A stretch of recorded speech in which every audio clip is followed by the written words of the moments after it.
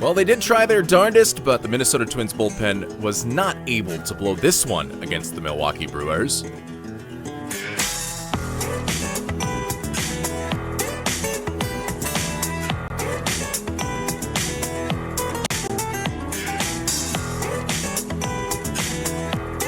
Hello and welcome to the Twinkie Town Tavern, where the beer is cold, the Twins talk is hot, and the stools are always open. I'm your host, Josh Kolojeski, inviting you to grab a drink, pull up a chair, and let's talk about a 5-4 win over the Milwaukee Brewers by your Minnesota Twins. Here's how it happened. The Minnesota Twins played 2 tight games against the best regular season team from the 2025 season earlier in the weekend with no wins to show for that competitiveness, but that all changed on Sunday. Cody Clemens is split-proof now, apparently, and he hits an RBI double to put Minnesota up 1 in the bottom of the first, but Bailey Ober gives it right back to Milwaukee with a Sal Frelick RBI double in the next half inning. Ober not quite on his A game like he was against the Marlins last week, but that's okay because our good friend Cody is back again in the third. This time it's a Little League home run that drives in Ryan Jeffers.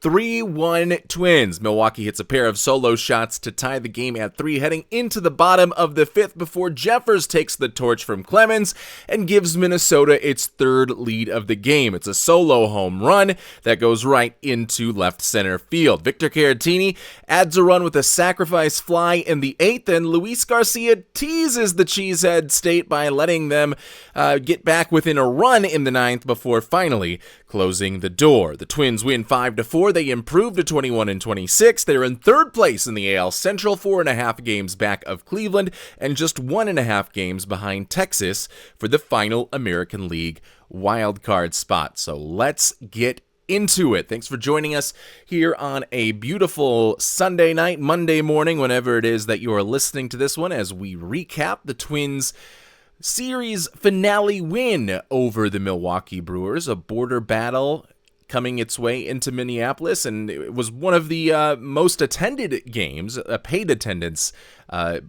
for a series by the Twins this season, outside of probably the home opener and the home opening series. But a lot of fans from Milwaukee or from Wisconsin crossing the border, crossing the St. Croix, and coming into downtown Minneapolis to watch the Milwaukee Brewers play pretty tightly with the Minnesota Twins. And that, for me, is encouraging as a Twins fan. Because, again, Milwaukee was the best regular season team in the National League last year. They had the better record than the Los Angeles Dodgers. They hosted that NLCS. Now, obviously, they were also outclassed in that NLCS, or I should say they had home field advantage in that NLCS. And they were swept, outclassed in that NLCS. So they are not the best team from last year coming back now into 2026. I don't think anyone would say that, but they are a team that has grinded through regular season baseball year in, year out, continuing to finish the league a lot better, finish the year rather, a lot better than most of the pundits or experts predicted from the beginning of the season, and that has also been the case once again in 2026. Now they're still behind the Chicago Cubs, and they really start to heat up in June, July, and August typically, but for right now, the Minnesota Twins were able to contain the demon that is the Milwaukee Brewers. And I think that's one thing as Twins fans and as Twins analysts that we can kind of pat that team on the back about. Because a year ago, in this sorts of situations, especially after the All-Star break, it seemed like these were going to be maybe a 10-2 loss, a 6-1 loss, and then you do maybe still get a win at the end, but it's like a 4-1 win on a getaway day, and you still don't feel excellent about how things played out. But in this series, that's different. And obviously, the bullpen blows the game in the first set of this series. The Brewers also get a game-winning or go-ahead run in the 6th inning of the second game of the series, but in this one, the Twins bullpen was, at the very least, able to put out fires that at least one of their pitchers started, and that's Luis Garcia, who, by the way, is your team leader in saves, tied for the team lead, albeit, with Justin Topa, but nobody on the Minnesota Twins has more saves than Luis Garcia, despite a ERA that's probably above 10 at this point. Both of those guys have 2. So if there was any question as to whether the Twins were going to be committed to the closer by committee bit, it seems as if they are certainly committed to that when you're giving Luis Garcia the money inning late in the game to shut the door and earn a series win to salvage your series against the Milwaukee Brewers. Let's go on and look at this matchup in the finale, where it is Gasser going for the Milwaukee Brewers, a lefty with control issues. And the way the Twins roster is built, even now with Matt Wallner being demoted to AAA, is pretty much anytime you go up against a left-handed starting pitcher, you're going to have one sacrificial lamb, one sacrificial left-handed lamb to be in the lineup that day, and you expect them to at least give you competitive at-bats, but because of the splits that lefty pitchers have, the split advantage that they have over lefty hitters, you're not expecting a whole lot of offense from them. And today, that sacrificial lamb was Cody Clemens. And true to form in Cody Clemens' Twins tenure, where he always seems to come up with big hits in big moments, even though the rest of the time his bat can kind of be up and down, he gets some big hits early in this one. He gets a double. He hits 2 doubles in the game, but a double to get the scoring started in the first, a double that ends up being a Little League home run because he comes around and scores on an error, a ball that goes out of play. And he hit the ball really well against a left-handed pitcher. And now he's hitting, I think, .438 is what I saw. Now, it's a very, very small sample size, mind you.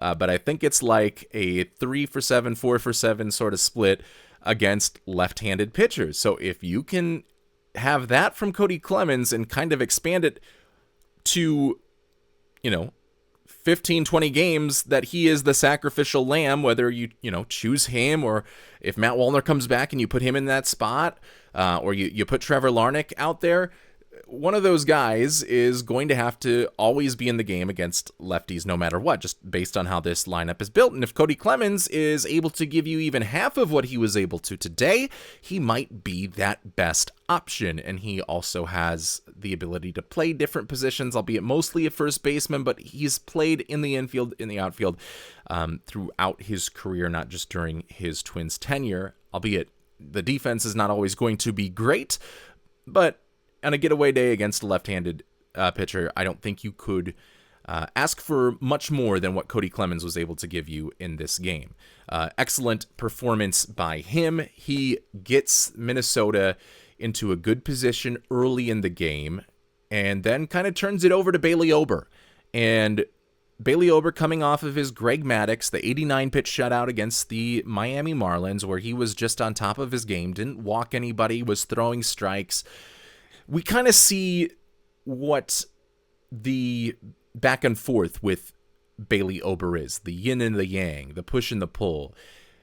You're not going to get a guy ever that is going to overpower you with his pitches. His changeup has been very, very good this season, but it's a fastball that sometimes will kiss 90 on a good day if you're lucky. Which means if you are a pitcher that can't get 90 miles per hour, you're going to have a hard time getting outs if you cannot command those pitches, and especially command those secondary pitches. You're throwing at a very low rate that guys have seen even in high school in some instances, dating all the way back then. But if you can command, like Bailey Ober did against the Marlins, you can still have success as a major league pitcher. And Ober got hit around the park a little bit, and even Derek Shelton said that he didn't have his best stuff, but he was still impressed by what Bailey Ober was able to do in this game against a very good Brewers lineup that had 7 left-handed batters that all have the split advantage against Bailey Ober. And he didn't have his best stuff. He didn't have his best command, but Bailey Ober from 2025 and to a lesser extent 2024 would absolutely blow up in those games. In the situation where traffic gets on the bases, he would allow big, loud doubles, 3-run home runs, and Minnesota would find themselves into like a 6-3, 7-3 deficit if it was the Bailey Ober from 2025. If he didn't have his stuff and his command lacked, he didn't have that X factor grit that you would like to see from your number 3, number 4 pitcher in order to get through those games where he didn't have his pitches working.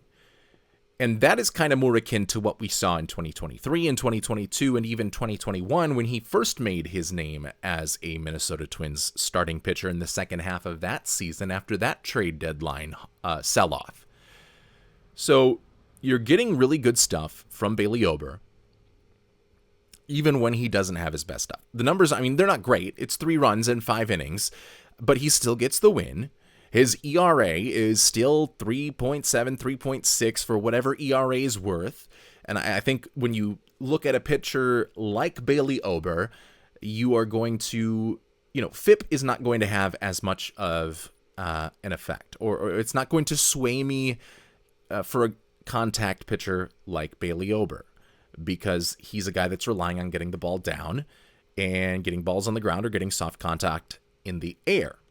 And so fielding independent pitching, which kind of would say that pitchers can't really control the contact that they give up on a lot of the occasions, or at least it takes that out of the equation. It just kind of goes into home runs, strikeouts, and walks.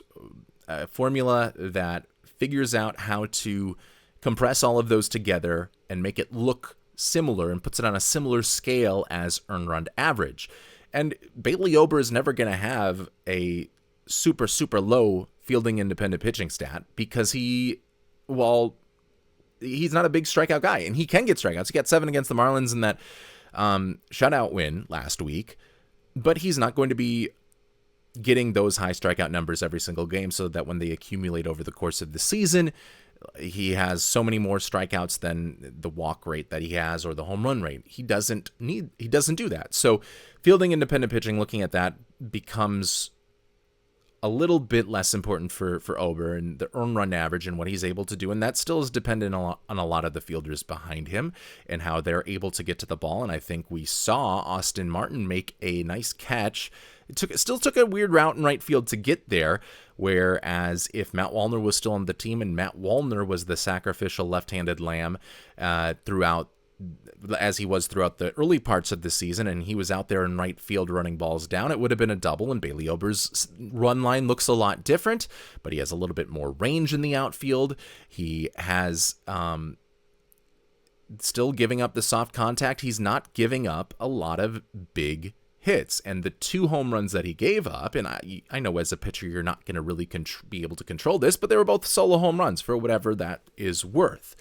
So if you can get Bailey Ober on his bad days and have him find a way to get through 5 and find a way to leave the game with the lead after, I guess he technically had left after the top of the 5th, and Ryan Jeffers hits the home run in the bottom of the 5th, but because there had been no other pitcher that had been put into the game yet until the top of the 6th starts, it was technically not after Ober starts, so that's why Ober leaves the start, so that's why he's able to get the win. But if you can get that from Bailey Ober, then that is encouraging for your mid-rotation, floor of the rotation, 3, 4, or 5 starting pitcher, wherever you want to pencil Bailey Ober in. If he's not going to give up the 7-run inning that he did so much during the 2025 season, that even after games where, or a run of games where it looked like his numbers were starting to go down, he'd go back to having 2 out of 3 blow-up games, and it would skyrocket his ERA into the 7s. You're getting that demeanor from Bailey Ober. So that was what Derek Shelton was most impressed with. He said that Ober did not have his best stuff, but finding a way to get through 5 against a Brewers lineup that has 7 left-handed hitters against your right-handed starting pitcher, he'll take those starts any day of the week. And he gave his team a chance to win. And another player that continues to give this Minnesota Twins team a chance to win whenever he is in the lineup. Doesn't matter if it's against a left-handed pitcher, doesn't matter if it's against a right-handed pitcher, but Ryan Jeffers continuing to get the job done for Minnesota this season. he had a single. He scored on Cody Clemens' Little League home run back in the bottom of the third, and he laced that single. Another hard hit by Ryan Jeffers, who is not swinging and missing as much as he usually did in the past couple of years, who his hard hit rate isn't, that much higher than his career average, but he's squaring up a lot more of these pitches. And the square up stat that is available on Baseball Savant is essentially what is the maximum amount of exit velocity that this pitch could have based on the swing speed of the hitter combined with the speed of the pitch coming in. What is that maximum velocity? And then taking the true velocity off the bat from that hitter and seeing if that is within 80% of the maximum physical velocity. Through physics, they can find out what that maximum velocity should be if you have one object going at this speed and the other object going in the opposite direction at the other speed. And the theory is if you have a higher percentage in your true velocity to the maximum velocity, that you are probably hitting the ball in a pretty decent area and you are squaring that pitch up if you can get it. And that is one of the best advanced stats that can predict success, where hitters that square up pitches or pitches that are contacted that are squared up have an expected batting average of like 370. And on the opposite end, if they are not squared up, they have like a 150 batting average expected. And Ryan Jeffers is squaring up pitches at a much higher rate than he did in the past. So he's still getting the same swing, but now he is able to find the right part of the bat to put the ball on, and he's adjusted his swing path just a little bit so that he is continuing to make solid contact game in and game out. And now he's hitting nearly 300, and he's hit 7 home runs, and this time he gives the Twins the lead for good with that home run in the bottom of the 5th inning. It gives Minnesota a 4-3 lead, and it is why I have been so high on Ryan Jeffers this season, because he just continues, like Cody Clemens comes up in the clutch, it's Ryan Jeffers coming up in the clutch, coming up not in the clutch, coming up in seemingly every situation to a much higher degree, even when he's been an above average offensive catcher in Major League Baseball, which is basically par for the course for his career. He's a bit above average. Now he has taken his game to another level and has taken it to a potential all-star level, especially considering Cal Raleigh is on the injured list and Cal Raleigh hasn't had a great season. You have a chance to steal an all-star game for your resume on what is a contract season. And depending on where the Twins are at the trade deadline, that could give them the opportunity to move him more than they otherwise would have if he had a season like 2025 and 2024, which was good but unspectacular.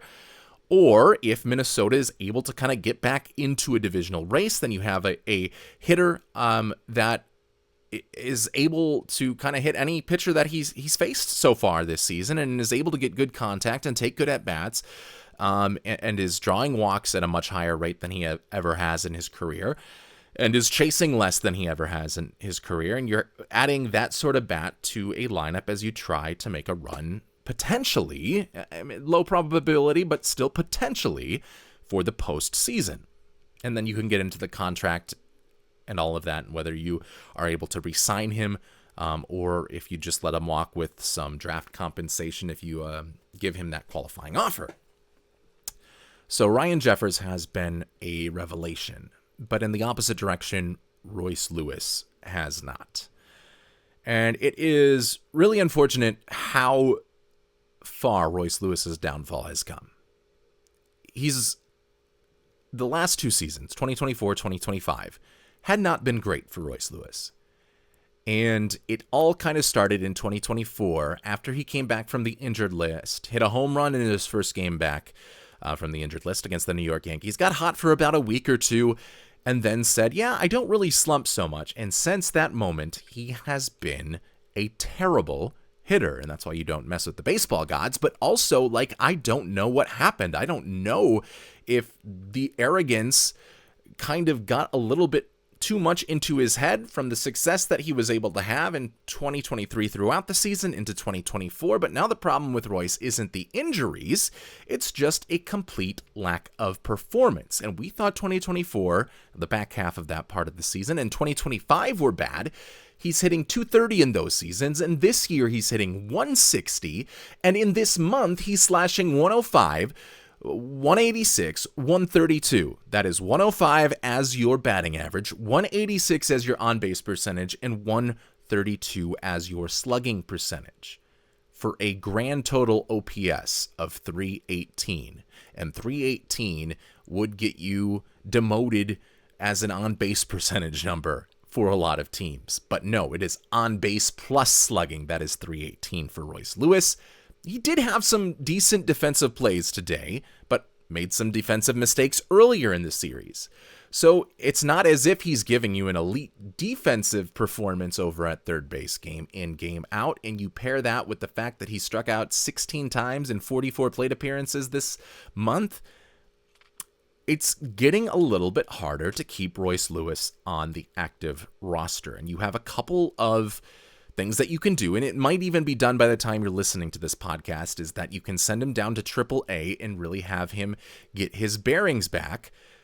That's what they're trying to do with Matt Wallner right now, and kind of give both of those guys one last chance to prove that they are not completely unfixable at a lower level, maybe get some comfort back, maybe get some confidence back, and then they can find their swing again at the major league level once they find that success at the minor league level. And to Matt Wallner's credit, he had an RBI tonight in the St. Paul Saints loss. But what does that do to Royce Lewis? And what does that do to his ego and to his confidence? And at this point as fans, do we care what it does to his ego and to his confidence? For me, I was a guy coming into the year that wanted this season to be a full make or break season for Royce Lewis to show that he could be a part of this team's future. And in order for him to have that opportunity to play through the entire season. But I did not anticipate the potential for him hitting as poorly as he is hitting. And to make matters worse, is in his at-bats, he is not always putting himself in unfavorable circumstances. His walk rate is dwarfing any other walk rate that he has had throughout the course of his career. He has a double-digit percentage for his walk rate. So at first glance, he's seeing pitches better at the plate. He, you would think, is getting into more favorable counts, and yet he is not able to do anything with those favorable counts. Like, the hard hit rate is not there. The whiff rate is among the highest. He still is chasing despite getting into those favorable counts at a too high that for what you'd like to see from him sort of rate.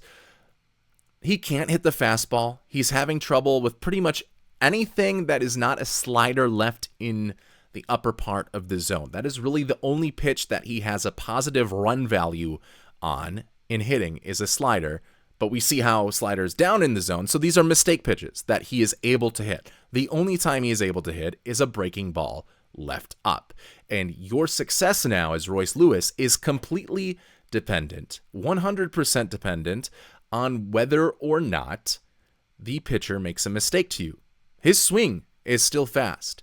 It's still in, if you look at Baseball Savant, his swing speed is still in the red, but he just can't make contact anymore. Is that an eye issue? Is that a hand-eye coordination issue? Is that something that can even be fixed at AAA if he's not able to hit major league velocity? Is he going to, it doesn't matter if he can start to hit AAA velocity. So does a demotion actually do anything for the future of Royce Lewis? Or do you just let him work through the kinks here at the major league level? And it seems like the Twins organization, as it currently is in place, as we've seen evidence with Matt Wallner, would want to give him a chance at the minor league level to see if he can play his way back up into the majors. I think the problem there is, how long is he going to be at the minor league level, first of all? Because if it takes him 2 months to get his bearings in AAA St. Paul, and he starts smacking the baseball again. And, in the month of July, the last 2 weeks, he's hitting like 350, 450, 550 for his slash line. And it looks like, okay, he's finally got it figured out. And the Twins are out of the playoff race. And it's just basically a non-competitive 2 months after another sell-off, as it was at the end of last year. How much stock do you even put up if he comes up after finally figuring it out at AAA? And for the last 2 uncompetitive months of the season is able to have a decent, at least, ability to hit. Do you put a lot of stock into that? Or do you think that is fool's gold for the final 2 months, for August and September, where the season, for all intents and purposes, of the Minnesota Twins in this scenario would be effectively over? And then you could say that maybe he just really hits well for 2 weeks. Are you just going to bring him right back up to the major league level after 2 weeks? I don't know. I don't know if there's a right answer of what to do with Royce Lewis. But let's say that they do, and I think this is what the team is leaning towards, and still, I think I would lean towards just keep him in the lineup. This is a season that's probably going to be uncompetitive anyway. You're probably not going to compete for a playoff spot, so keeping him in your lineup does not really affect the long-term parts of this team. And by keeping him in the lineup, you should be able to at least let him work through the kinks himself. And, maybe by the grace of God, he's able to start hitting again. And if not, then you just cut bait entirely. I don't want this team to get fooled by fool's gold in the final 2 months of the season and give him another chance if he has been uncompetitive at this level, maybe competitive at St. Paul, and then comes up and has at least some competence at the plate that he has not shown really at any point this season. So that is what I think for Royce Lewis. The next question is, who are you going to bring up for him? I think it could be Kalen Culpepper, who is the shortstop, third baseman, former first-round pick that the Twins had coming a year ago. And if you choose Kalen Culpepper, his splits at AAA over the month of May have been going in the exact opposite direction as someone like Royce Lewis.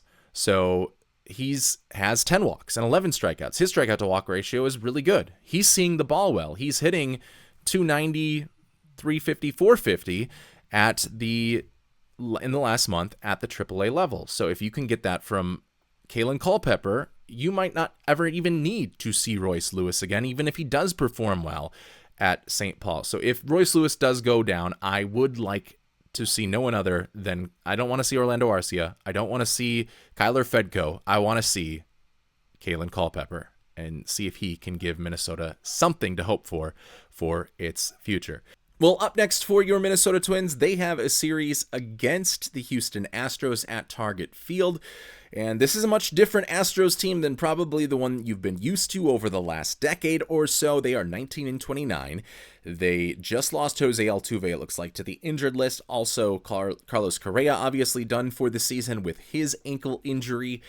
And the pitcher that they are throwing at Minnesota tonight, Tatsuya Imai, is 1-1 with a 9.24 ERA. So an opportunity for Twins hitters. Meanwhile, Minnesota goes with Kendry Rojas in what looks to kind of be a piggyback sort of night for the two Twins starting pitchers of Kendry Rojas and then into Simeon Woods Richardson.